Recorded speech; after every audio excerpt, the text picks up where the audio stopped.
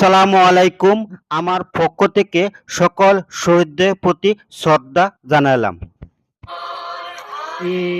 রক্তে রাঙানো 21শে ফেব্রুয়ারি আমি কি বলতে পারি,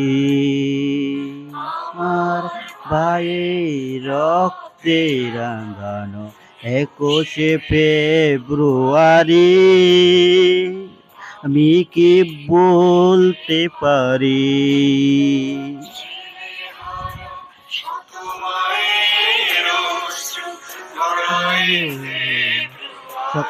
সকলকে জানাই,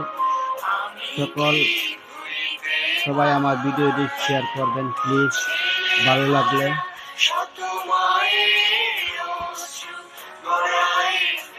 লাইক কমেন্ট করবেন। একটি ভিডিও বানালাম।